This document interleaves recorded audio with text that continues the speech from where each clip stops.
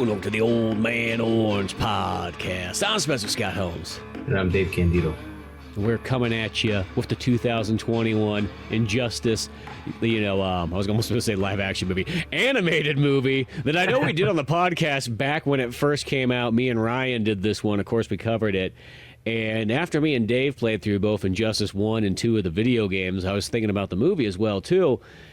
And it's one of those ones where it's like, I know I watched it. I knew Superman fights Batman kind of thing, but I couldn't tell you any more about it. It's been that long, and I think I only watched it once. So I couldn't really remember, necessarily if this was one of those ones where it's like an extremely good DCU one or just like, middle of the road or somewhere like that. But in rewatching it, I actually liked it quite a bit. I was actually pretty impressed with how good this one was. Same. It's the first DC animated thing that I've watched in probably... I guess the last animated DC thing that I watched was the Batman film that came out in theaters 10 years ago. Killing Joke? No. Actually, yes, that was probably it. That one, I remember going to see that when it had its 1 or 2 day screening, and that was pretty badass. The Killing Joke I watched, I don't think I watched it in theater though. The one before that, I think it was called Mask of the Phantasm. Oh, did they do a re-release of that then? It was a long time ago, but I didn't watch it. I just watched it on either TV or home video or something. Oh, okay, that makes sense. I was gonna say, I'm like, yeah, Mask of the Phantasm came out in theaters in '93 or whatever, but I don't remember it coming out. I'm kind of bummed if I missed that then. I know, right? No, you probably did have some special screening somewhere, but no, that one's super good. I love that movie so much. Killing Joke was fantastic. But yeah, since then, man, I mean, I guess, yeah, pretty much this is the first animated DC thing I've seen in forever. And I was honestly super freaking pleasantly surprised about it. I gotta say, so the last DC animated anything that I watched was probably just some random episodes of the Justice League, and it was probably Justice League Unlimited. That's the even better show is the Justice League. I mean, I love Justice League, but Justice League Unlimited feels so dialed in. Yeah, and I when I found out that Justice League Unlimited was a thing, I was so happy because I felt like Justice League was kind of just dropped and gone, and I'm like, what happened to that show? And then when I saw Justice League Unlimited, I think when I was watching it, it was on Netflix. Okay. That was a long time ago. In fact, I think it was 2013 that I was watching it, and then of course I'm pretty sure now it's on HBO or something. Probably because all the WB stuff's mostly on there. I have all those ones on DVD, or I even have digital copies of some. A lot of those awesome shows, you're not gonna find on Netflix anymore. No, that was in those early days of Netflix, streaming, late 2000s to early 2010s. That was when they just used to have a crap ton of stuff on there. So many things. Yeah, it was before they had all that Netflix original junk. I think that's the thing that kind of ruined it. Is they put all their money into that and less into trying to put old shows and old movies and stuff on there. I will say, I've seen some really good movies that were Netflix originals, but ultimately, I mean, yeah, what you're saying, you're absolutely right. There's a lot of it's junk, and a lot of it has that straight to video kind of feel. Yeah, I think the first ever Netflix production I watched was a movie called What Happened on Monday.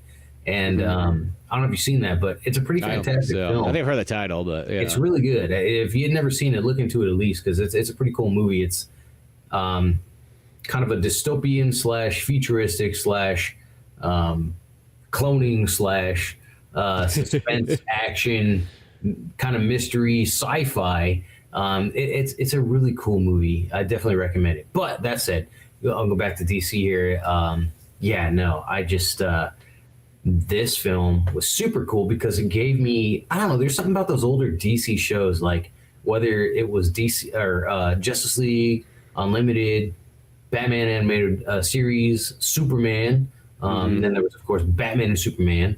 I think it was called Batman and Superman Adventures or something like that. Well, that's what they did when they had pretty much season, I guess it was season 4 of Batman, give or take how you want to look at it by the DVDs.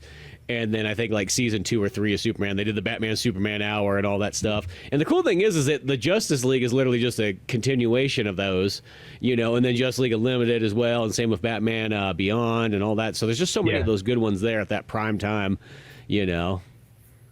Yeah, no, I think it was a good transition, and I guess if you really liked the DC shows like that and liked that they weren't brutal, or well, in a sense, I guess. I mean, they're still like for being on TV, Batman still lays out people left and right, and yeah, he does. But I guess what I'm saying is brutal, as in the NetherRealm Studios kind of brutal. It's not Mortal Kombat brutal. It's not like the opening of Scorpion's Revenge by any means. However, it is more brutal than I thought it was going to be. And it's not like I go out with like to every animated show that I watch and I'm thinking like I just want everyone to die. That's what I look forward to.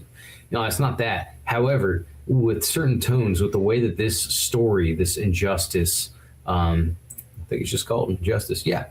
This one's just called Injustice. Yeah. Called Injustice. It's not like I expect it to be happy or fun, whatever.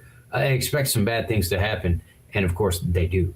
And it's appropriate. I feel the violence and everything in it is just again, NetherRealm brutal, but appropriately in the DC setting, in the idea that these characters are doing what they're doing and so on and so forth. And I really could appreciate that because it is like unlike most other DC things I've seen, and even some Marvel, and other superhero shows. Well, I was going to say is that when they started these DCUs, like kind of straight to video movies and so on like that, even like the very first ones and so on like that, they start off as PG-13, and it was that thing that like, it's funny because you'd go to like the store, you go to like a Walmart or a Target or something like that, and they would put them in like the kids section, and it was very realistically, it's like that's not where they were supposed to be at. It'd be like something like, hey, get some goofy, wacky Care Bears, and pick up, like Batman, like Comes to the crazy straw. Yeah. Like Under the Red Hood or something like that, where like the very beginning of the movie starts off with the Joker beating Robin to death with a crowbar. And it was a problem for a bit there because there literally was parents bringing those things back, be like, oh, I bought this Batman movie for my son. I didn't realize it was practically a rated R Batman movie. And then as time went on, I think either those parents just died off or something like that, which is probably fine and dandy, and we moved on. And it got to the point where like, okay, people are kind of cool with that, and they started literally becoming like they pushed the envelope. Like as I watched them do the thing where like they went from like a PG-13 to a hard PG-13 to like a light R to like next thing you know getting closer to like a hard R in some of those ones. And this Injustice one was one of the ones probably like maybe number 5 that was rated R. And it's kind of like still ballsy when you think about it because they won't put a rated R Batman movie like in theaters or anything like that, but the fact that like here they are right here and then the animated forward. Oh yeah, I think the only R-rated superhero film I can think of. Watchmen's rated R. I mean, like I was gonna say like straight DC Marvel type stuff, not like side shoot, something or another. Because you say Sin City and the only R-rated. Yeah, and Deadpool type of character. Deadpool too. I don't know why that one doesn't surprise me as much of being rated R. But the Logan one, I want to say almost not surprised because it is different than Deadpool. I think it mainly was rated R for the violence and stuff. That said, I mean, that and Professor Xavier and Logan yelling at like "fuck you, fuck you, fuck you." There's this old man in a wheelchair. It's like, geez, that was I remember when I was first watching it. We were like, wow, they go to town on those. They're using those F-bombs like they're going out of style. There's that. But other than that, like I didn't find it to be like extremely more violent than like the Wolverine, which I love that movie. I thought that was so awesome. I like all the Wolverine movies. I do too. I don't Even care though there's all the problems that are with the X-Men Origins Wolverine. I love that movie. I think that movie's the so big. The Deadpool at the very end is a little bit goofy. Okay, let's just say that's what that is. But the rest of that movie, though, the pacing, the action, all that stuff, dude, it's so well done. That's the thing. Yeah.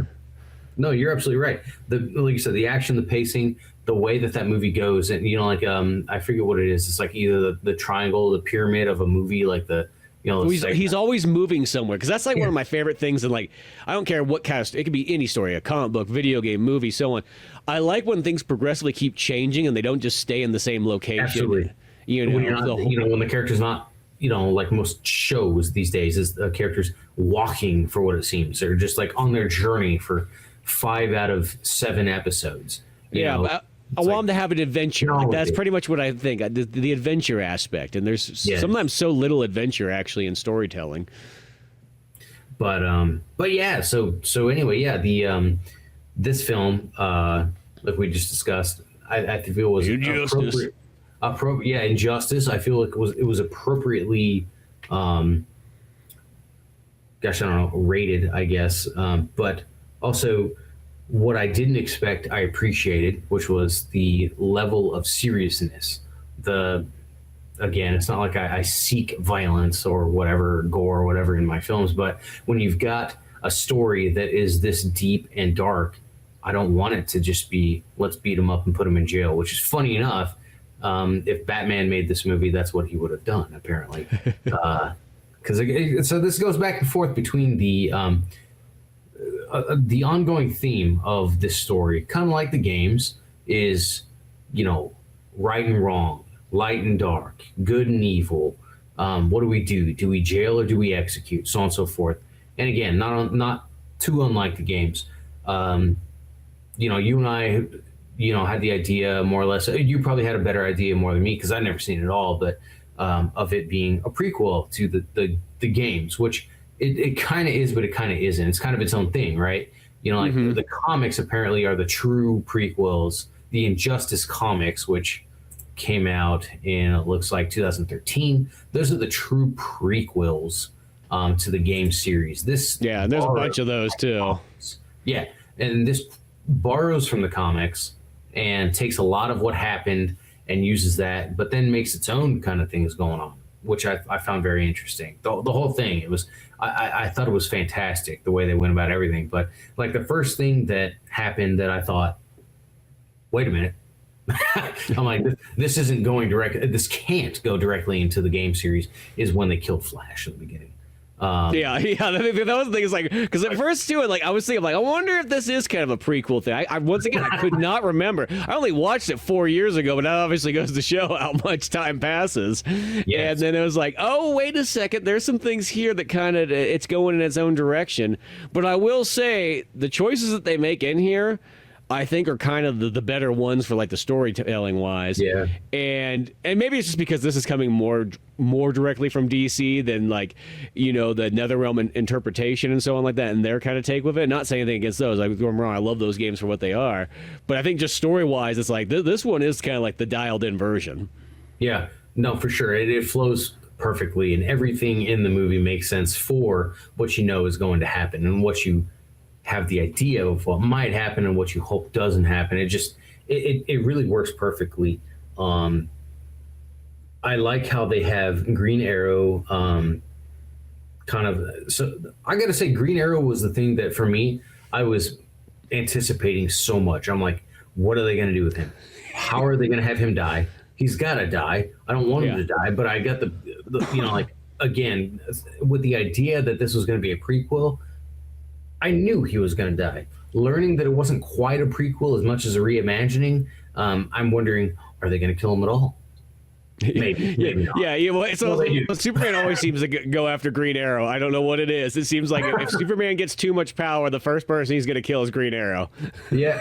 And I do love the little jabs of humor here and there, which I remember even in Justice League and in Batman the Animated Series, the humor is very lowbrow, is very dry, and I really appreciate it.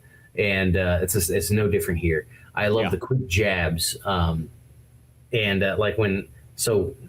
Superman, just like in the games, he kills Joker because of what he has Superman do.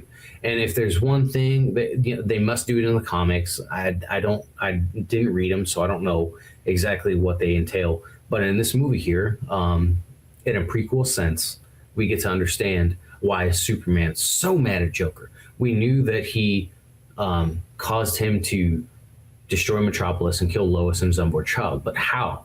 We didn't know that in the games. Now we do, or at least we have an idea.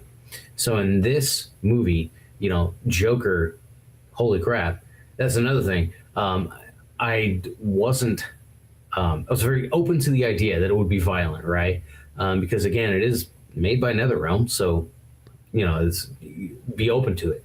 But right away, Joker just smokes this dude in the beginning. He was a worker with Lois, who a reporter. Yeah, Jimmy Olsen.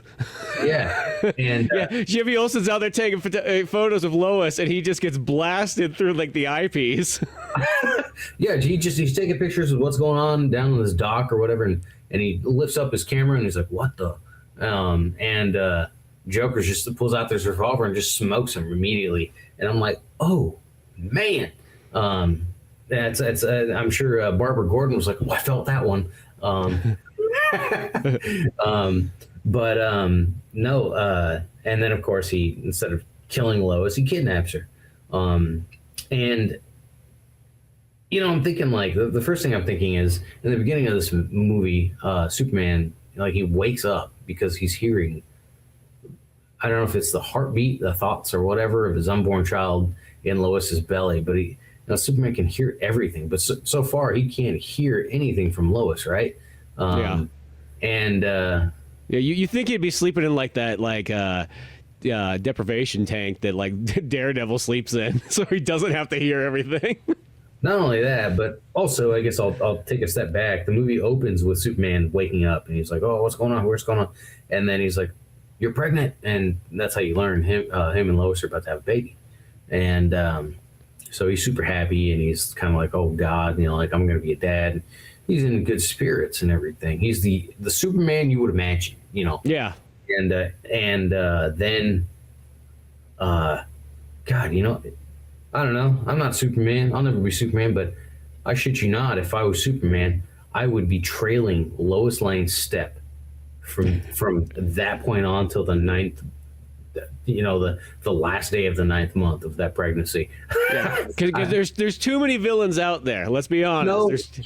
No kidding. It's like, what am I just? I should be fine. I'm just gonna lay back and relax and take a nap.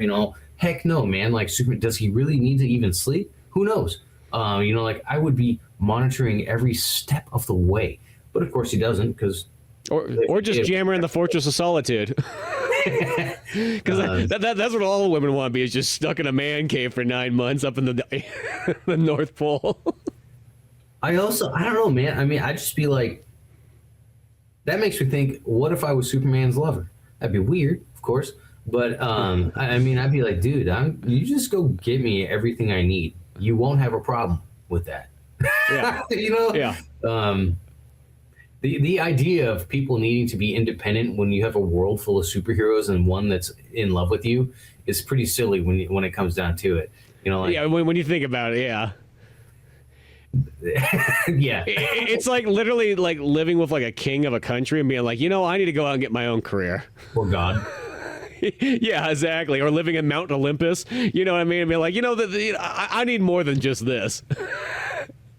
It is hilarious. It's a hilarious concept. But that said, if we didn't expand on it, we wouldn't have these awesome stories.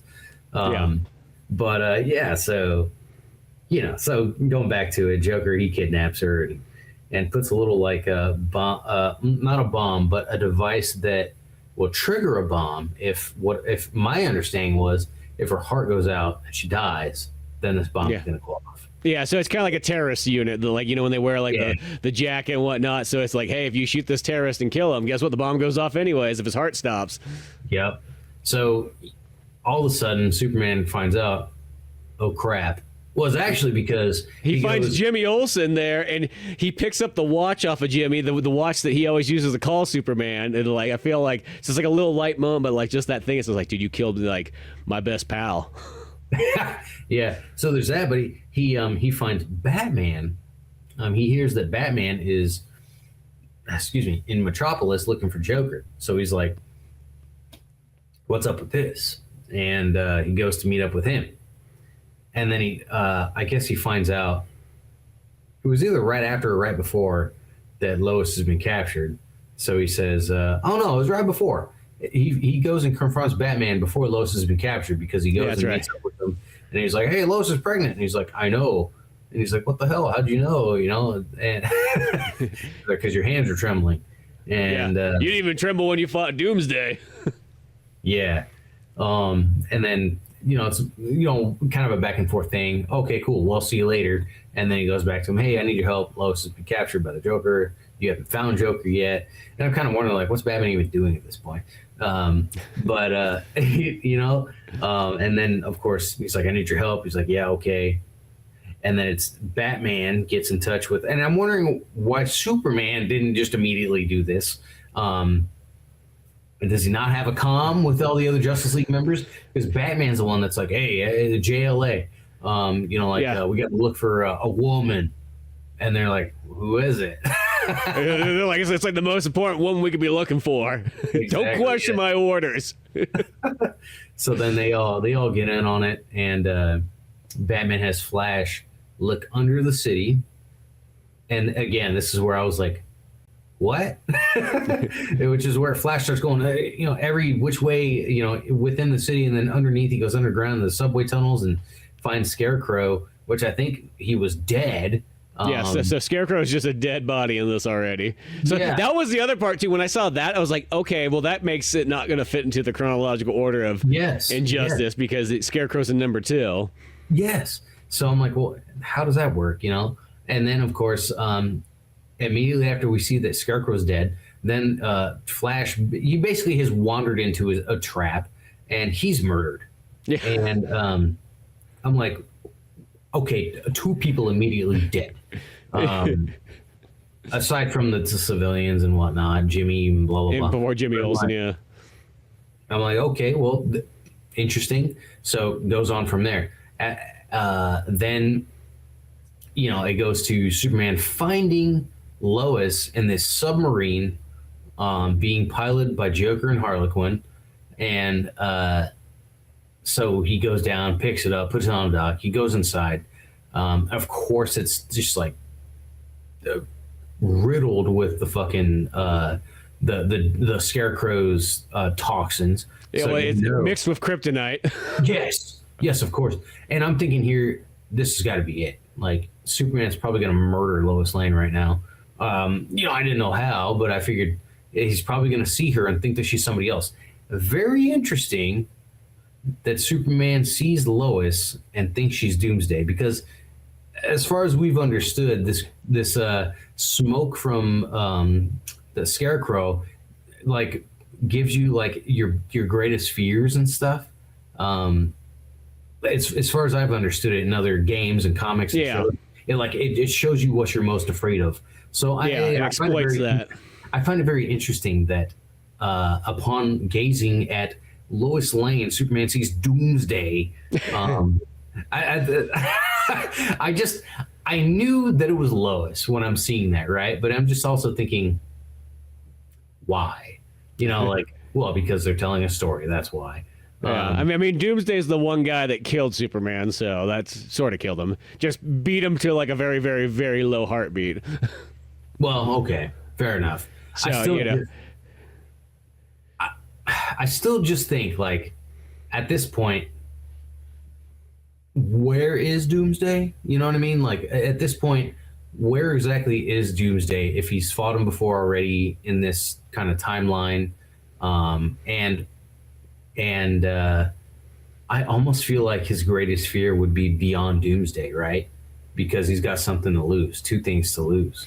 But that's going a bit deeper than the story goes. So yeah, I feel that they're going for Doomsday's just the easiest one, I guess, of like Superman's like, greatest fight, you could almost say, spanning across 5 big comic book issues, or like, graphic novels. It's one of those ones. The death and return of Superman story of the 90s. Yeah. So Doomsday, I guess, would be kind of, in that top tier of like what I guess you'd fear the most. Though I probably would be something more than that, realistically, But yeah, so he goes in that submarine, inhales this gas, sees Doomsday. Of course, he just beats the shit out of it while he's taking him up into space. And the whole time I'm thinking, like, this is Lois Lane. Yeah, she's not fighting back. Yeah, brutalizing the fake Doomsday. And I'm thinking, like, Doomsday is like Superman level indestructible, right? So like a good solid Superman punch is just going to be like, ouch, on Doomsday. Meanwhile, I'm thinking a good Superman punch on Lois Lane is going to be like, ow, my body's been ripped in half. Yeah, just my bones are shattering. Yeah.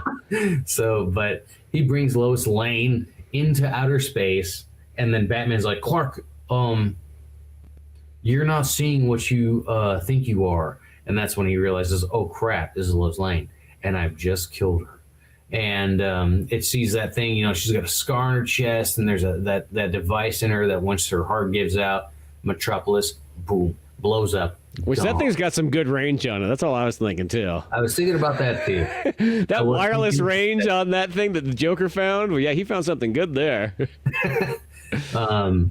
Yeah, pretty crazy. So that's how that went. And then it goes back to Batman interrogating Joker. I did like the conversation between him and Batman, because you don't get that in Injustice. You basically in the first Injustice game, it's like, Joker, what the heck, dude? And then he's like, ha ha, and then Superman comes in and kills him. Like, you really don't have anything. Like, no, it's pretty quick and to the point. Yeah.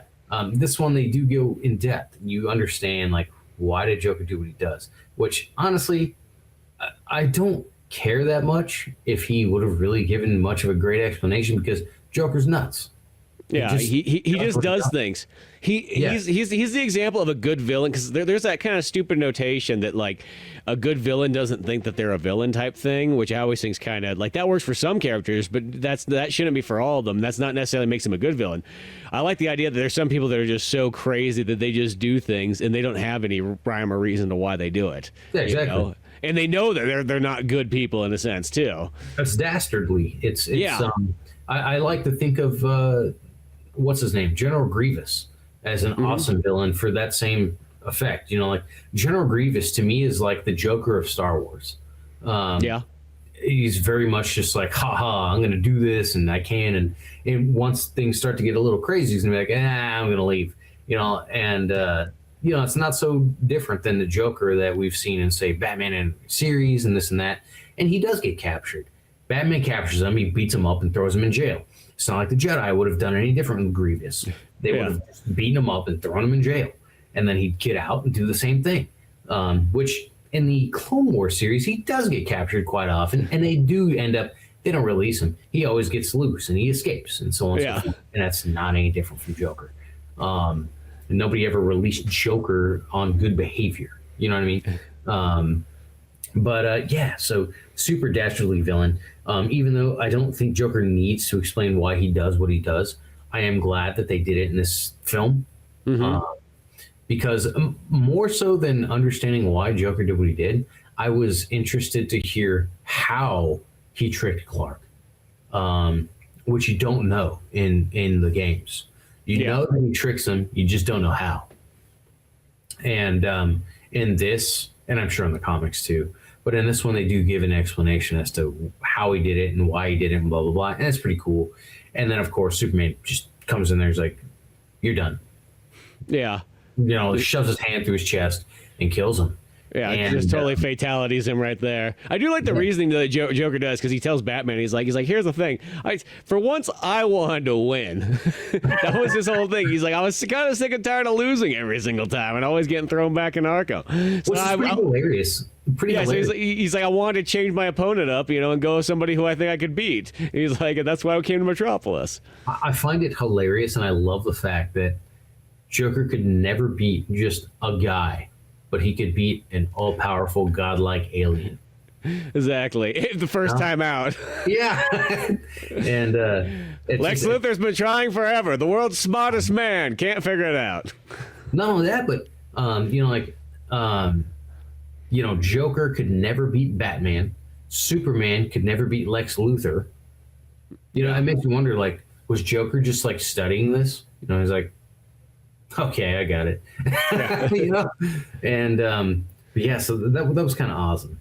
And then, of course, after that, Harley Quinn, she doesn't really, I wouldn't say, I think she's too nuts to be depressed. But she's also just kind of like, what do I do now? And she hears that Joker's dead over the radio in her car, and the police, she, somehow breaks through in that police car. And yeah, she breaks out of that police car like she's on PCP or something like that. Yeah. It's like, I feel like we forget that she's still just a normal person. Yeah. So sometimes that's the only downfall, I think, when you mix so many different superhero type stuff, is that for some reason it takes our normal characters and gives them almost extra abilities that they shouldn't have. Yeah. I mean, she's nuts, but I feel like she's not tweaker nuts, but whatever. And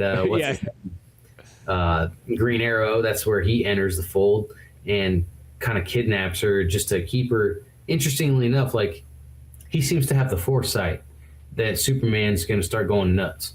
And other characters, it's kind of cool. They're trying to calm Superman down. Hey man, take it easy. You've had a traumatic, event happen. Green Lantern, he tries to stop him, say just think about things. And Superman, of course, he's Superman. The Green Lantern is doesn't hold a candle to Superman.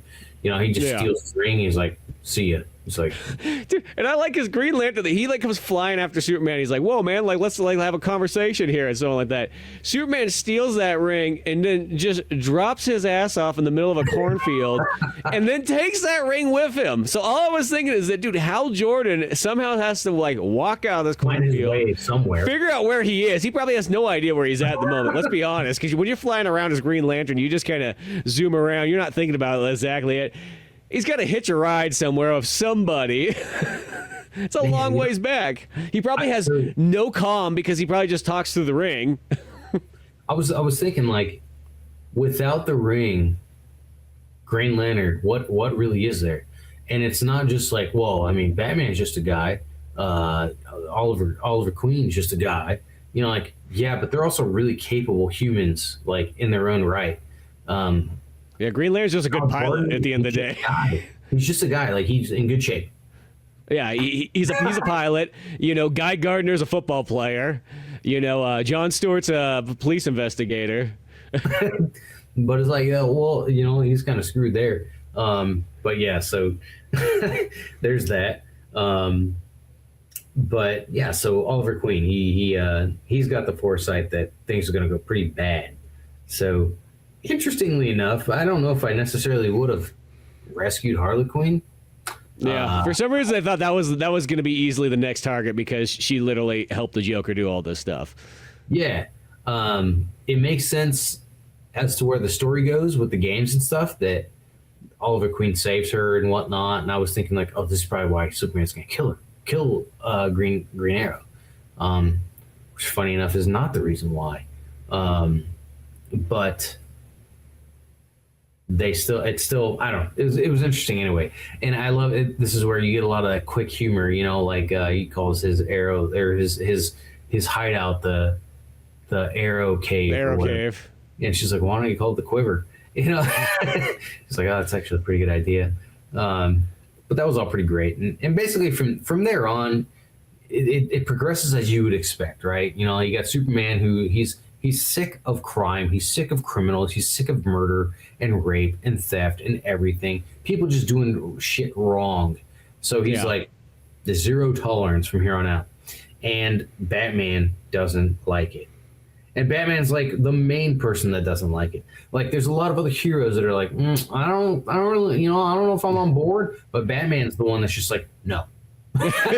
Yeah, exactly. Well, even because they have kind of a little powwow at some point where everybody's sitting there, and of course Aquaman's sitting there, arms crossed, be well, Atlantis will never have to be with the Superman. We do not have to be part of this. I am out of here. I am leaving. This is stupid. Done. And it's just oh, okay. You do know that this affects the entire world. Just because you go underwater doesn't mean he goes away. I've always thought that was a silly ass concept. Okay, yes, out of sight, out of mind. It's not like you left the planet, man. Yeah, well, Green Lantern legitimately leaves the planet. He's I gotta go back to Oa. They're calling me in here. I know this planet's being kind of protected by us, but there's a bunch of other planets too. So see ya. Yeah, no, exactly. But so they and then even Shazam for some reason decides he's gonna leave too. What is he? where is Billy Batson going? That's all I thought. Like, one of the ones, like, I mean, I get it. They got to cut some characters. It's a movie, so you got to kind of cut some characters so the other characters can have screen time. But it felt like these guys never come back. No matter what happens in the world, never show back up. Unfortunately, you don't get to see Billy Batson get his brain zapped out, like in the Justice game. No, instead you see somebody else get that same treatment. Yes. Well, yeah, so, they had their powwow, like you said, and there's the disagreements. I was really pleased to see the Plastic Man in this movie. I know, same here. Awesome. And I will say this as well. So Superman, there's basically, it's a lot of trial and error with Superman. Like, I would say he's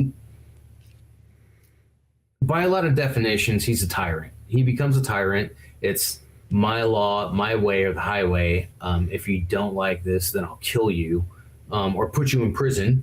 And and it's like, I would say it's not going as bad as it could be. But then there's obvious, like, of course, just like anything else that you can get into, there's always outside factors that make things worse. And the U.S. military, of course, out of everybody, they're the ones that have the biggest problem with Superman. So it's just funny. Who would think that's a good idea? Well, yeah, which is kind of funny because I always just think of like in the Dark Knight Returns comic book from like the 80s and whatnot. That's the one where Ronald Reagan calls on Superman to like help out with the conflicts and so on. Like, well, Superman, we're going to need you to come on in here and help me and Nancy out take care of this conflict in, the Far East or whatever.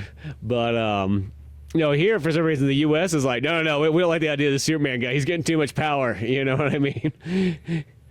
And it was like they didn't have a problem because there was a meeting that they were having, right, about something Superman did overseas. And they're like, well, he's only doing what he said he would do. He's taking care of the bad people. And they're like, that's not the point. We were doing something and he interrupted, and I started laughing because I'm like, I could see that happening. I could 100% see that happening as a former veteran. Or as a veteran, a former military member, I'm like, I could see some asshole who's like, that was my project, and you just totally took it away from me. Like, oh God, And meanwhile, you got a dude who's like, not only is he not from the U.S., but he's not even from Earth, and he's taking care of Earth problems. For free. Yes. With Wonder Woman, too, as well. Keep in mind, she's there, too. She's kind of like Superman's right-hand man. But they definitely make Wonder Woman a lot more, like, balanced in this one. Because, like, in the Justice game, she's more like, come on, Superman, like, shove your fist through his head. Like, watch him burn. Just a bunch of human, bunch of dirty men. Yes. No, that's for sure. In the games, of course, the alternate Wonder Woman was just a total bitch. I guess that's perspective. I'm surprised that she's not the one actually in control in the games for how like tough she is on everything. Totally. In the games, she's like totally kill everyone, like rule this with an iron fist. She's like the daughter of Joseph Stalin, And in this movie, it appears that way at first. It seems like it's going to gravitate towards that. But then once it shows that, there's a point where Superman, he's just lost his mind and he goes to like some disturbance, right? In Gotham, maybe. It's somewhere. I think it's Gotham. But where he intrudes on this party and that's all those Joker acolyte people. They're just like out there raving punk rock guys and stuff like that. Teenagers. And he busts in there like a dad who was a World War II dad who was drunk and stumbled in on Woodstock. Oh man, that's true. But yeah, they're all like, the look he has on his face is just one of those ones. It's like priceless. Like a bunch of dirty hippies here. What? And they're all like doing like Joker tattoos and face paint and just partying and like honestly, they're not doing anything. It's probably what happened is he came to like an ICP The Gathering concert and he thought they were all in Joker gear. He thought they were. He's actually in fucking Michigan, in Detroit. And he's just like, what's going on here? Everybody, what's all this fuego soda crap? You know, and some guy sprays it on him and everything like that. Like, oh no, it's Joker gas. This is kryptonite, but it's cheap. You know? But it's green. And tastes like candy apple. So he stumbles upon all them bastards and just smokes them all. And that is what Wonder Woman's like, I can't believe you. You know? And then of course she's like, looks at it as a lapse in judgment. Yeah, that's the thing. She has a lot more benefit of the doubt, like where Batman's like, no killing. Wonder Woman's like, well, you probably shouldn't kill, but if you did, you probably had a good reason. Yeah.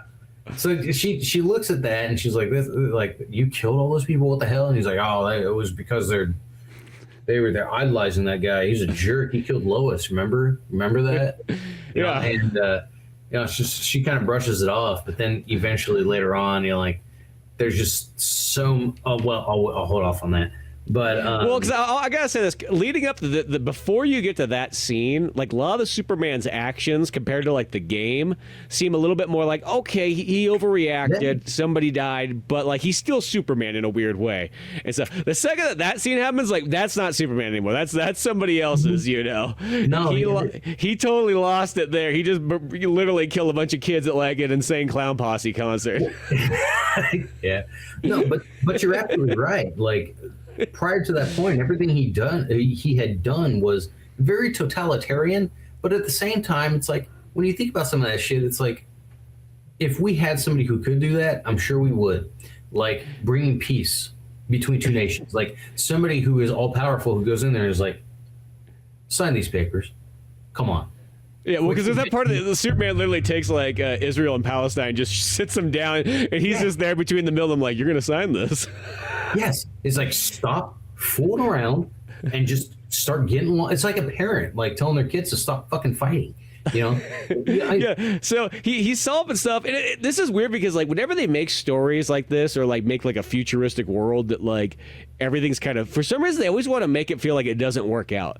But I always kind of go like, Are we sure it doesn't work out? I know, right? I know. I'm pretty sure that, like, because you think about, like, even, like, you know, because later on, it's like, there's even parts where, like, Superman's got, like, the robots kind of patrolling and everything like that, which is kind of like RoboCop in a sense. That's like that there. And, of course, in RoboCop, everybody's bitching about the fact that he wants to go home and see his, like, family. Like, but he's doing a great job. Like, RoboCop's not a bad guy. He's solving crimes. He's doing what we want. I'm like, you know what I mean? I'm all down for real RoboCops in life. But yeah, it's that one that like they always make movies out like this that like if somebody does this and like takes hold of it. I mean, I know it's that great power comes with great responsibility, but who's saying that somebody with like Superman's literally like upbringing would not be a fine, like in a sense, ruler in a sense? Right, exactly. It's not like Batman just doesn't want to pay his taxes, and I like how he's like, I'm fine for the law. It's like, dude, you literally are a vigilante. Yeah, exactly. You break a lot on a daily basis. Yeah, you literally go beyond just bending the law. Like, is your fucking Batwing registered with the DMV? You know? Yeah, exactly. Your UAP Batwing that goes off, it sets off all like the kooks every single time. It only applies to everyone else, not Batman. You know? Yeah, see, that's the thing is Batman has some weird logic gaps sometimes when it comes down to it. And that's why for the majority of the movie, right? You think like, for me, not only in the movie but the games and everything, but like for the majority of it, I'm just like, Batman, just let this guy do what he's doing. Like, it's gonna help you. You know, like, oh man, don't you get tired of punching people in the face? Like, I don't you take this away from me, Clark? Yeah, it's the only thing I have left. So yeah, it's like, just, I had a really hard time for the majority of this film being on Batman's side because I'm just like, it's not like he's going after dudes that, well, he's kind of going after everybody, right? But what you're seeing is him going after nations saying, stop fighting your wars. Now. No more war. No more wars. Stop being little bitches. You know what I mean? Like, and you get this part of the sandbox, you can get this part of the sandbox. We call it a day. and that's it. And these people that like, oh, you don't like this? Well, guess what? I'll kill you. All right? Yeah. Like, I will kill you right now. You know, like, there's no negotiation. There's no diplomacy. It's just you either be nice or you're dead. And it's hilarious. I find it hilarious. I find it hilarious and also effective. So Superman, sure, totalitarian, yeah, but it's working, and he's not harming anyone innocent.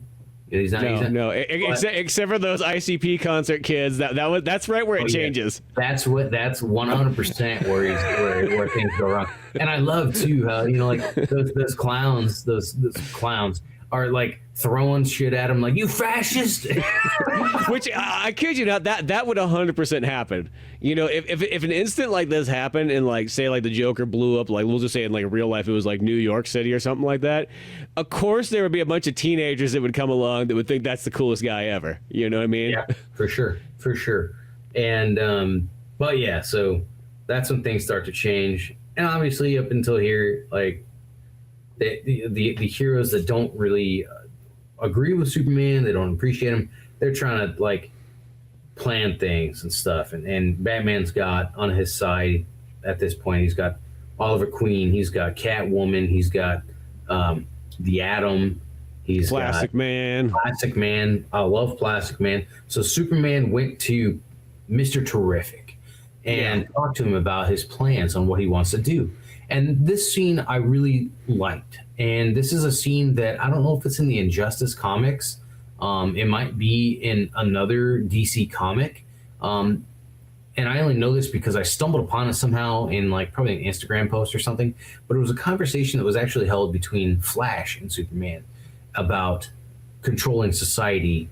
And he started with, I want to take all the guns away. And Flash was like, well, I don't agree with that. And basically there was a big debate about it. And I found it very interesting. And then I kind of just like forgot about it after I read it.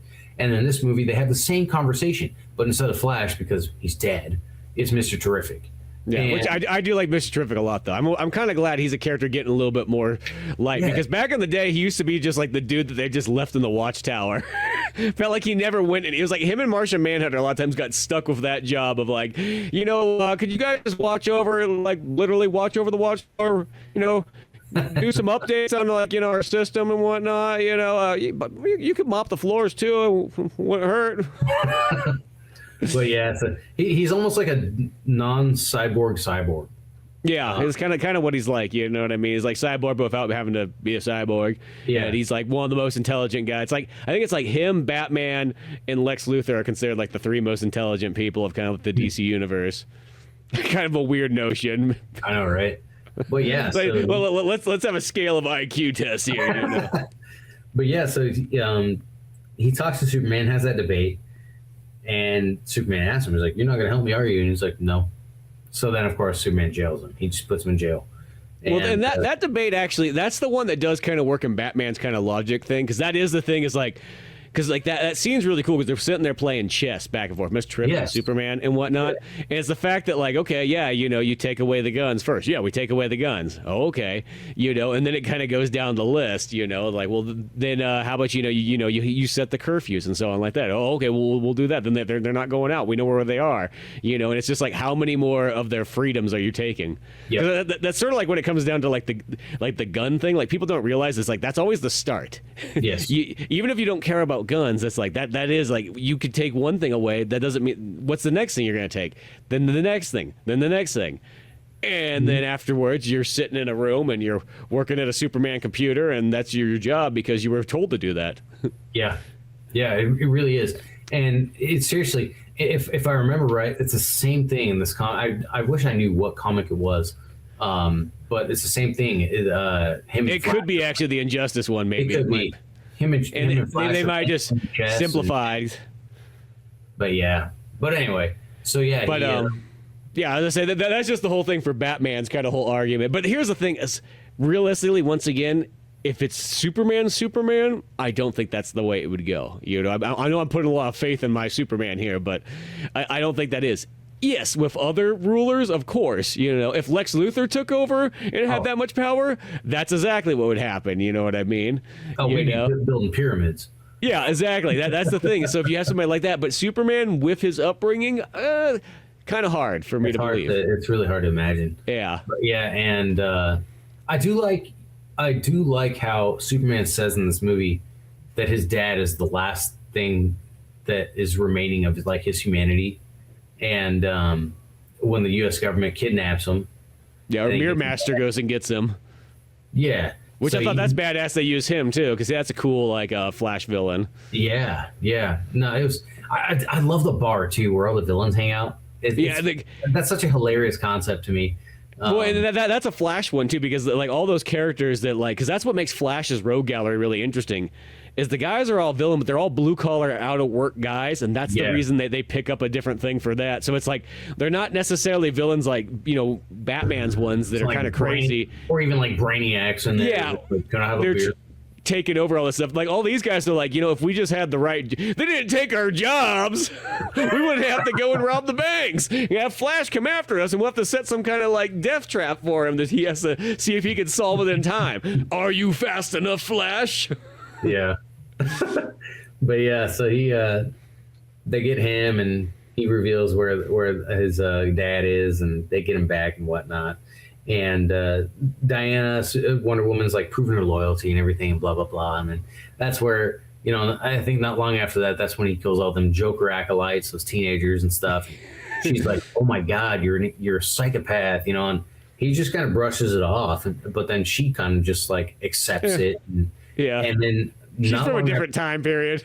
Yeah, and not long after that, that's when so Batman and the guys that he's the heroes and anti-heroes that he's recruited, which aren't many, they decide to go raid the Fortress of Solitude, and his dad's there, and they're just like, oh crap, what now? And this again was such a brutal scene to me. So before that happens, another thing that they do in this movie that you didn't have that much background with in the games is they go a little more in depth with Batman and Damian Wayne, which was pretty cool. So in the games, it's not explained very well as to the Robin and the Nightwing and so on and so forth. As far as I understood in the games, Nightwing is both Nightwing and Batman, as in Damian Wayne is both Robin and Nightwing. You never see I think Grayson in the games. Dick Grayson's the one in the first game. He's the one in the regular world. It's Dick Grayson. The regular world, of course. But then when you get, for some reason, in the first game, it's kind of weird because it's like the Nightwing that they run across. Then it's just Damian for some reason in Nightwing costume. I think that's kind of a weird one in my opinion, because it's like, well, that's not a Damian. That's not like an evolution thing of Robin, is that he turns into a Nightwing, like a Pokemon type thing. Yeah, exactly. But that's why it was kind of confusing. So I thought that was kind of weird. But then it's weird because then you get to the second one, and then he puts the Robin costume back on. Like Batman's like, whoa, you put that Robin suit on. That ain't for you. That's for Dick. But in that suit where he puts it on, that's the before scene. You know what I mean? It's right before they confront Superman. In the second game, it's like a prequel scene. It's you know what I mean, where they go and find the dude in the prison and Superman. Oh, it's Zaz and Superman kills Zaz, and Damian thinks that's cool. And that's why he's in the Robin costume then.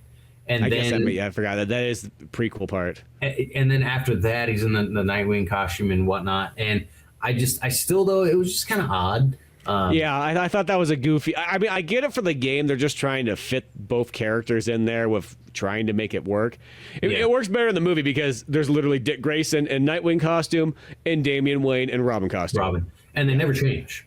They are who they are the whole time. Yeah. But it's one of those things. We know the outcome of the Injustice games, right? And watching this kind of prequel, kind of reimagining, it's like, how are they going to do it? And so I was really interested to see how Damian was really going to, like, I want to see the buildup of him saying, like, you know what, fuck you, Batman. Fuck you, Dad. So he is that frustrated son of Bruce Wayne. He's been raised by Ra's al Ghul and so on and so forth, the League of Shadows, and he's a pretty badass kid, really. He's just very... Interestingly enough, they portray him as almost like he's undisciplined. For the fact he should be the most disciplined kid, realistically. Exactly. But maybe even more so than Batman. Yeah, because his entire life, he's literally been trained from like birth to be a warrior, to be an assassin, to be like the great ruler of the world.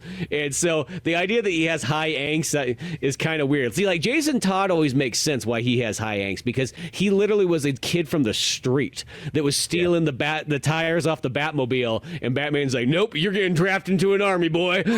You know, and throws the costume on. So when Jason Todd does stuff, it makes kind of sense, because literally he's only been working with Batman for like 6 months, and then next thing you know, it's like, you know, he's like literally shoving a guy up against the wall and like thinking about killing him. And it's like one of those ones like, yeah, he was a kid from the streets. The idea of shanking a guy like in his apartment for doing you wrong isn't like going to be too weird of a concept.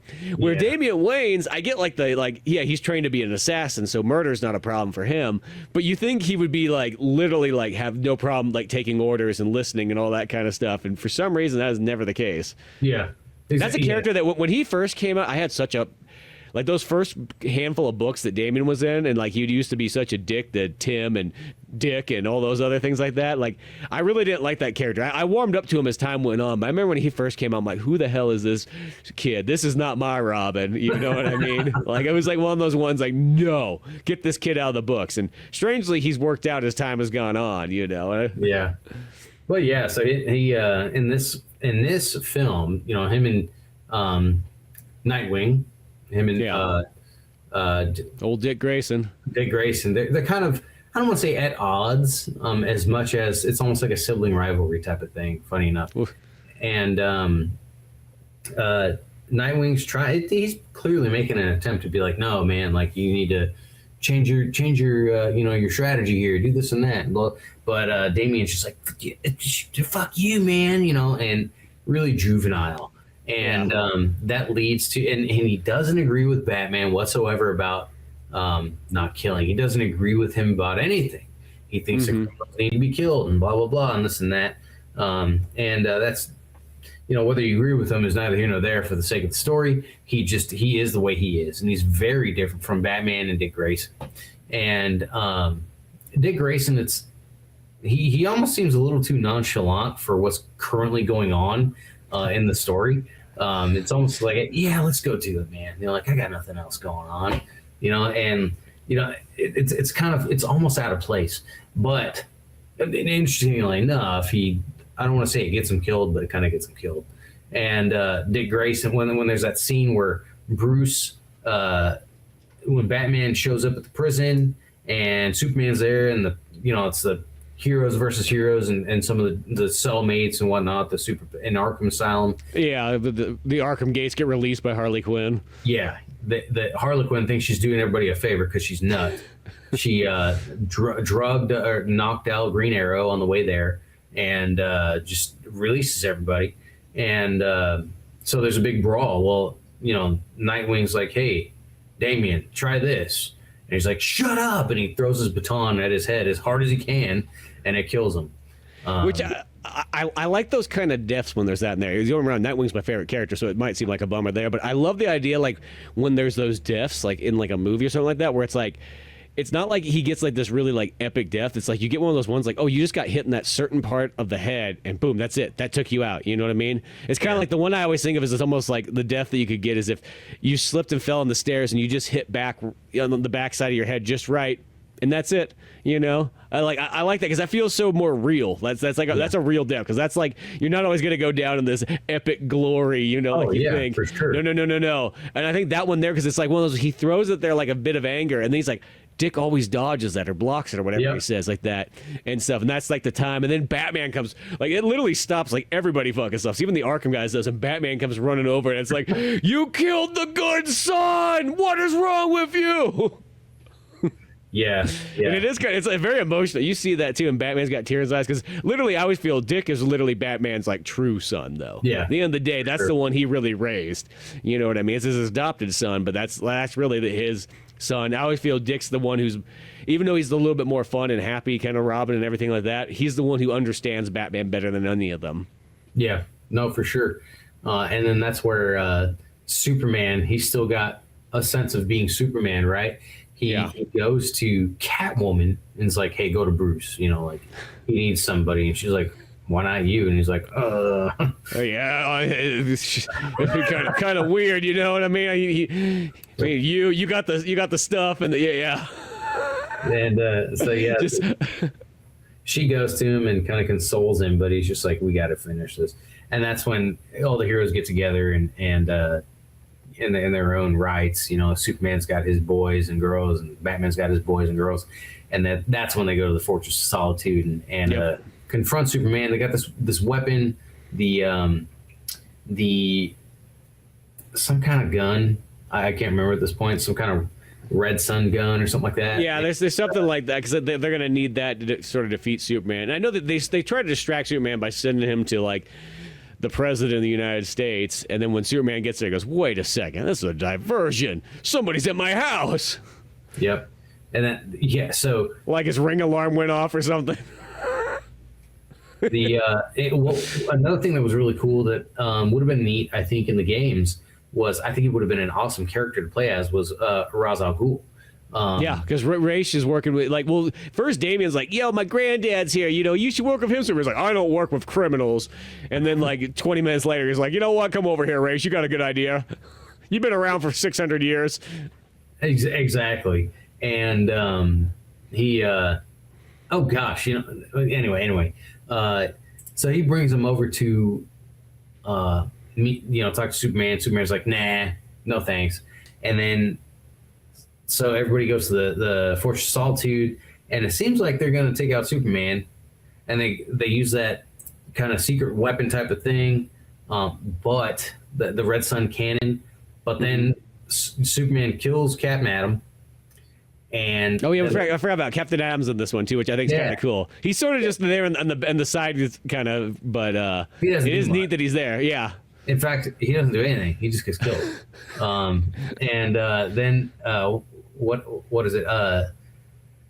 It was pretty interesting.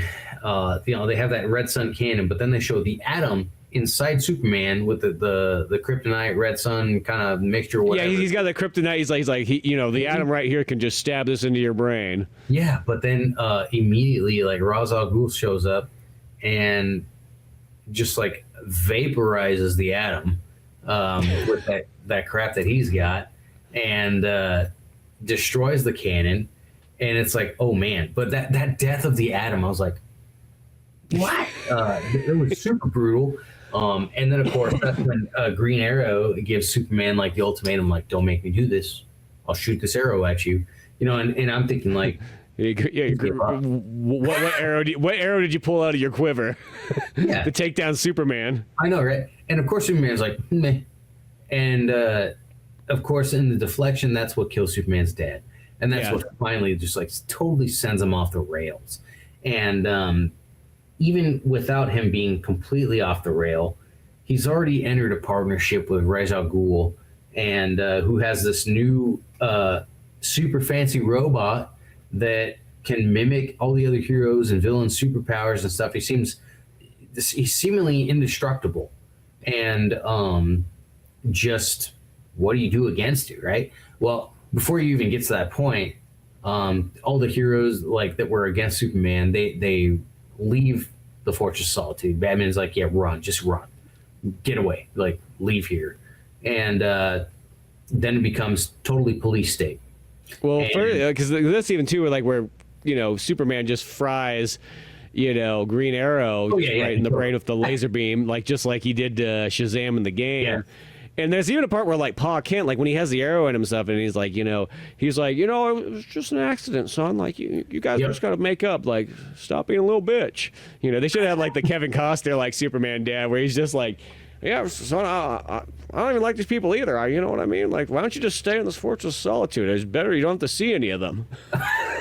I always thought that was the funniest one, because the Man of Steel, like, Kevin Costner, like, Pa Kent is like, he's the most like un-Pa Kent there is. Like, he seems like he really does not like anybody. Where this Pa Kent's got all the good, like, intentions to get, like, you know, Superman back on his feet and so on, and doing the right thing. You know, and he's kind of almost like that, like the one last, like, hey, if you just do the right thing, and somehow that still doesn't sink into Superman. Yeah, nope. He totally goes over his head. He's like, no, forget this. And police state it becomes. and it's kind of hilarious, right? It goes to this robot that Ra's al Ghul has made up, and he calls it Mazo, and it's just like kind of a Judge Dredd on steroids. Like, if you litter on accident, you're getting 12 years in prison. Well, it's kind of like the giant robots that are in like RoboCop, the ones that like the big mech ones and so on like that. They get all threatening when like somebody does like a light crime. Counting down, you have 10 seconds to comply. Yeah. No, totally. And it's hilarious because except for the Amazos, like I look at this robot, like how does anybody like want this thing standing around? Because it's got like the big old like pointy elf ears and everything on it and so on like that. It literally just looks like some kind of scroll alien thing. Just it's like you think you've designed it a little bit more like user friendly. Yes, exactly. Or I don't know, like something a little less terrifying or something. Yeah. But so it shows this guy like throw a piece of trash in the trash can and misses, and then somebody like arguing or whatever, and it looks at him like, oh, there's a threat, let me eliminate it, and everyone just becomes a threat. The police officers become a threat. So he's just destroying everything. So then in Smallville of all places too, because that's where for some reason Clark thought the greatest place to try this out was in his own hometown. Yeah. So then he's like, he tells Ra's al Ghul, you got to shut that thing off. Slow it down or tone it down or something. And he's like, it's doing exactly what it's supposed to, so he's like, no way, I'm not changing anything about this. And this is where you get pretty much the climax of the film. Damian Wayne decides to fight Ra's al Ghul because he's like super sad. Dad or granddad. Yeah. He's like, granddad, you're actually a dick. What's his name? I didn't mean to kill Dick. And now I'm going to fight you. And he's like, you were always weak, you suck. And he's like, oh, yeah, well, I've heard it before, I think in terms of Batman or whatever. And so that's where Damian starts to fight Ra's al Ghul. And then at the same time, Superman and Wonder Woman and the other heroes, Hawkman comes down, and Cyborg, they're trying to fight this Amazo. Superman gets beat up a bit. Hawkman gets freaking annihilated and killed. Cyborg gets killed. And this is definitely where I'm just like, funny enough, I still had a slight like idea that maybe somehow this gets translated into the next film or into the game. Like maybe Flash has just been incapacitated and he made it, because there's not a whole lot that was so different that it couldn't have still gone into the game. But after Cyborg dies and Hawkeye dies, and Wonder Woman 2 here momentarily changes her stance, I'm like, yes, no, this is just a different story. Similar. Yeah. But yeah, like Hawkman, wow, that was brutal. Cyborg gets his face ripped off. And that's when the other heroes come in that were against Superman. They come in to help out. And they save Wonder Woman. They save Superman. And Plastic Man, I thought for sure he was going to die. But they all face off against Amazo. And it was pretty interesting the way they kill him. Very plasticky. I think... Gosh, I don't remember exactly what he did. Like they sort of do this thing when they rip him apart, where Batman's got like for some reason like two insanely strong, bat grappling hooks pulling him apart from each side. And then, if I'm not mistaken, I think Wonder Woman slices him down the center and whatnot. There's something like that, and then somebody freezes him. Somebody freezes him. Yeah, well, that happens last. Somebody, I think, freezes the center. Wonder Woman slices down the center, and then Plastic Man goes inside of him and expands himself until he blows up his torso and head. And it was pretty brutal though, that Cyborg death. Yeah, it rips his limbs off and then rips his face off at the end. Yeah, and then that was pretty much it. And I'm like, damn, that's crazy. And then of course they brought that device too to like open up the portal. Mr. Terrific has that. And he goes flying off and saying, "I'll be back with something." Yeah, and then what's his name? A nicer Superman shows up and kind of faces off against Superman as well. But then the evil Superman beats the crap out of that Superman, so it doesn't really work out. But the reason why that happens in general is because after they defeat Amazo, Superman's still like, I don't care, arrest these guys. And that's when Wonder Woman's like, are you serious? Like, they just saved our lives, you know? And he's like, don't care. Don't care. And that's where she has her change of heart. And then that's when the other Superman comes up. They face off. Nice Superman gets his butt kicked. And it kind of makes sense why. I mean, the bad Superman saying, like, that's because you hold back. You've always held back. How do I know this? Because I always held back. Now I don't. Yeah, that's your weakness. Yep.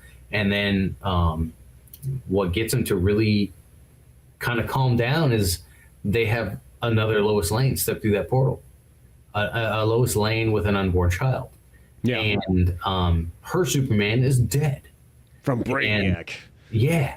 And it just made me wonder, like, okay, is this just another multiverse going on here? Is that what's going on here? They're pretty much they're just pulling one now. Yeah, Mr. Terrific's just traveling around, just pulling people out of all sorts of places. Like, man. But and then that's where Superman, he breaks down. He's like, what have I done? No. And Batman's like, we're gonna put you in prison, and we're gonna break you out when we need you. And he's like, no, you don't even need to do that. Like, oh golly gee, I'm sorry. I know. And but yeah, it is just like the other game, you know, the first Injustice where they jailed him. You know, it's kind of one of those things like. Except he's not bitter and angry about it in this one here. Like, he's really like, I made a mistake, everybody. Can you accept an old blue champ? Yeah, no kidding. But it is like, I would wonder, like, what do I do with this guy? Like, yeah. Like, well, Batman has no problem just locking people up for days. You know what I mean? Yeah. I think Batman's just got a lot of money invested in prison systems that, like, that's really where that's where he's funneling in the cash. It's like, hey, Batman, if that's all you want to do is lock people up, then how about you pay for all that? You pay for their health care. You pay for the lighting of these facilities. You pay for the sewer, the water, the propane, everything. You know? Yeah. But yeah, it is that's pretty much about how it finishes. And I really enjoyed how it ended up. They basically just jail Superman. They don't really go too much further than that. No. But it is it's interesting. It's very interesting in the parallels between the movie and those games, because it's pretty much like the first Injustice plus a little bit more of, you know, before the game. But it doesn't go into like what would happen post, like the Injustice 2 does. No, except it's got some things in there, like, I guess you would say, good Harley Quinn already and so on like that. Yes. You know. There's also another big element we forgot to mention, too, that's actually a really neat thing that happens in this that I don't think I've ever seen in anything else. But when Nightwing dies, he gets turned into Deadman, which they just call him Deadwing. Or what? And I'm like, that's actually really badass, which kind of makes sense because Deadman has a very similar origin to Nightwing anyways, because he's a trapeze artist and everything like that as well. But I thought that concept was really cool. And Nightwing looks badass like that, too. At first, I thought it was hilarious. Meeting Ramakrishna. As he's going, it's like for some reason, like Dick's being sent to like, you know, like Hindu, like heaven. the goddess of karma and guardian of Nanda Parbat, who empowered the ghost of Boston Brand to become Dead Man. Blah blah blah. But that was pretty dang interesting. And I was just like, why is he this Indian god? But no, that was pretty awesome. Unexpected for sure. And that was another part that was something that what's his name, Damian had to work through as well. So Deadwing shows up a few times. He helps. He possesses Cyborg at one point to shoot the ceiling. He does. It was in getting Mr. Terrific out of jail, and I was trying to remember who got him out. Oh, Plastic Man. Yeah, Plastic Man, because he was the only one that could survive the pressure, because for some reason the jail was way under the water. But obviously Aquaman didn't seem to care about that either, so I don't... Aquaman just doesn't like to go too far out of his own like castle. Nah. The weirdest thing is, it's like he talks like he's a dude who's been living in this area for his entire life. It's like, dude, you were born on land. You lived up there for like 20 years before you became Aquaman. Like, what the hell? He's only like 35 or something, you know? Like, Yeah, he's been living down there for like 15 years, and he acts like he's a local. Shit's hilarious. But yeah, no, the Deadwing thing was awesome. But yeah, no, I was to say I don't know what I would really prefer between, like, if the movie was made more into a game or if the games were made more into the movie. I think they're both pretty interesting. I like how the movie expands a little bit more on why Superman started doing what he was doing. I like the portrayal of Joker. It's interesting. I'm not sure how I feel about that weird mullet. But it's definitely better than the weird emo Joker in Injustice 2 and the Jared whatever the hell his name is, Leto. Jared Leto Joker. That one's a weirdo, and it just Yeah, I like where it's kind of classic Joker, but he's got like the long, slick back like Patrick Swayze hair. I think that looks kind of cool. Yeah, I like how this movie is brutal. I wouldn't say it's over the top. That could be either the fact that I'm desensitized, or I really think that it's for what it is. It's made by NetherRealm. Well, it's made by this one's Warner Brothers Animation. Oh, yeah, this one's not Nether. It's just NetherRealm based off the NetherRealm game in a sense, but it's all Warner Brothers Animation. Which Warner Brothers Animation is the one that made the Mortal Kombat ones too. Though. Okay. Well, that's what I'm going. That's kind of what I'm saying. It's made by the same people that made the Mortal Kombat movies. So the level of brutality in there, I think, is pretty great. I would say that I'm glad it wasn't more than it is, because it's not Mortal Kombat. It is a DC story.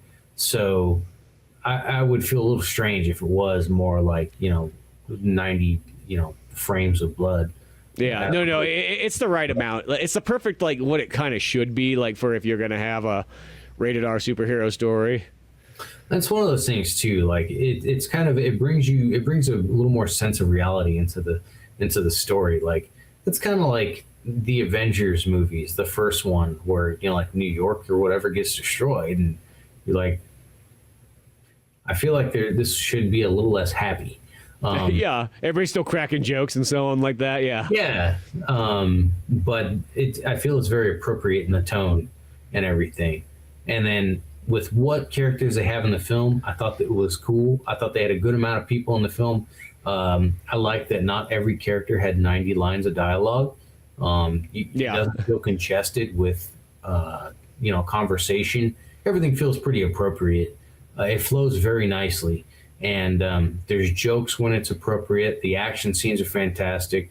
The seriousness is there when it's supposed to be. And then you do have those character building moments, like where Damian, he does, again, we talked about how she theoretically should be the one who is the most disciplined out of everyone.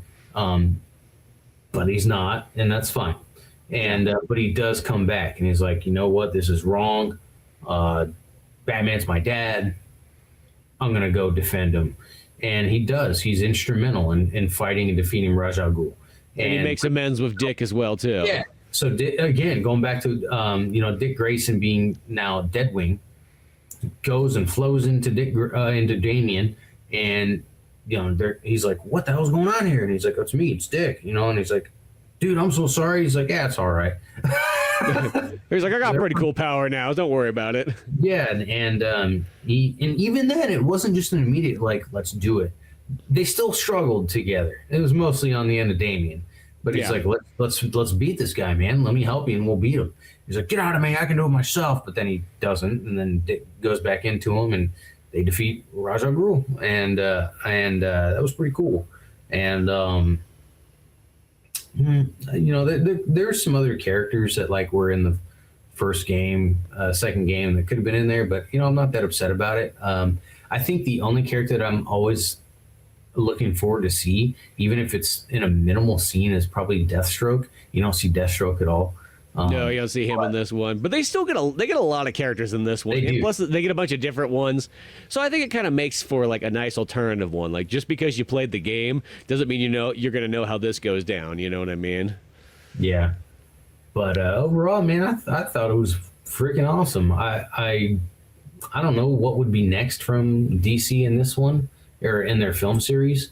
Well, they literally have there's like 40 of these movies by this point of these. Oh my gosh. Yeah, and I think I have every single one except for that Batman Ninja one that just came out because the first Batman Ninja was a little bit odd. Yeah, I remember you told me. But for the most part, like I would say like a good 80% of those DC movies though are extremely good. There's a couple just like oddball experimental ones and so on, and a lot of times they're either made by an outside animation studio or somebody just had an alternative idea too much. But no, there's so many of them. Crazy. This got on Rotten Tomatoes, it got a 5.6 out of 10. And I hate to start saying, I have a feeling that like a lot of people that watch this kind of stuff, they're not DC fan. Like if you're not really a DC fan, I feel these movies probably don't resonate with you. You got to kind of be into it first and foremost, But one thing I was thinking is because we know how these stories always seem to use Superman as our tyrannical like terror, which is kind of true if you do think about it. Like just the idea that like Superman is out there watching you could be kind of scary. Just somebody with that much power, and the fact that if you make one mistake, you get smashed to like a bits. Like, it's almost like the idea of like almost like Black Adam just taking over the world or something like that. Yeah. But I like the idea because like they never seem to do it. It's always Superman's the one who's the problem one. They never do it where Batman's the one who has the issues and it needs to be tracked down. I think that would be kind of a cool way to go, is to do this like alternative injustice where like, Superman's totally the big blue Boy Scout. He's the good guy in control. But Batman becomes like the rogue guy, and he's going off doing his own stuff. But because Batman's so like crafty, and could set up like traps and all that kind of stuff, and use everybody's weakness against him and so on like that, it would be interesting to see like how it's like really hard to track him down and so on like that. And he's like always like 3 steps ahead of everybody and whatnot. I feel like that'd be kind of cool. I know they never want to sell Batman off as he's the bad guy, but I almost the more in like the 3, by playing Injustice 1, 2, and watching this, and seeing the fact that Superman's always the bad guy, of course, unless it's from the good world, I kind of want to just see that take where it's like, why can't Batman actually be the bad guy for once, and have Superman just actually be good like he's supposed to? He'd probably be like the bad guy in a sense, where Superman confronts him, like knocks on his door. He's like, "You want to explain why you haven't paid taxes in the last 5 years?" Batman don't pay taxes. Like all these crimes that like are just like financial crimes, the bureaucratic crimes, but nothing like you know what I mean? Nothing dastardly. Just like they get him like Al Capone for like like tax fraud. So what gets him in jail? It'd be hilarious. Or the possession of all the like the military shit and. Just like the arsenal. The ATF. I don't think you have. No, that'd be hilarious. But I just thought that would be kind of a cool alternative story, is just because you could just see Batman act, especially like just the way he would like almost like go to trap all like the different Justice League members and so on, and use their weaknesses against them and whatnot. I mean, I've seen that before in other things where, of course, when he has to fight somebody, there's like that one like Frank Miller one where Batman's got Green Lantern and he brings him into a completely yellow room where everything's painted yellow because that's Green Lantern's weakness. And like Batman and Robin are both painted completely yellow too. They're like 2 steps away from like, Robin, you know what I mean? You've been drinking a lot of vitamin C and energy drinks. How about you pee on him and show? Oh, that's your fucking weakness, isn't it, Green Lantern? That'd be hilarious. We'll beat him with Twinkies next. Oh man. But yeah, no, that'd be cool. But other than that though, is this Injustice one, as I said, like if you would have asked me just a couple weeks ago, like, how was that Injustice movie? I would have been like, I remember it being like decent, solid, maybe middle of the road. And I was like, oh no, I actually like this one. That's pretty cool. A lot more than I thought, like coming back around to it. And maybe it's just because we played the games, like boom, boom, and then went right into this, where I felt like I probably just watched that Injustice movie whenever it came out. And, I was a handful of years past all the games from when the last time I played them. So, no, I think that made a big difference. And Yeah, no, I think it's good. I think this movie holds up. I think it's well worth checking out. Once again, I hope we get some more Injustice coming here in the future. I don't care what, like, you know, whether that be a third game, especially a third game, but because even this one here, it's like just seeing some of the characters. Like, I think Plastic Man would be badass in the third game.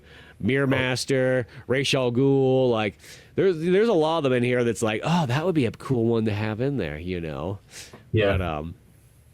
But no, it's like this is cool, and it's just one of those ones. Be neat to see how this goes. I know there's a comic books we could always dive into as well, and that goes on for a good long while. I think it was, would you say 60 plus issues or something of that? Yeah. You know, I've always kind of wondered there, but that might be kind of fun to jump into next. But you know, we'll find out. But yeah, any last thoughts on the old Injustice here? Man, just I don't know. I don't know. It's just a great film. The games are great. By looking at the comics, like you said, and just don't underestimate that Superman, I guess. Yeah, exactly. You know, he's gonna keep you in check. You know, he sees you while you're sleeping. He knows when you're awake. But yeah, beyond all that good stuff, check out the other Old Man Orange podcast on Spotify and YouTube. Till then, I'm Spencer Scott Holmes. I'm Dave Candito. And we'll see you some other time.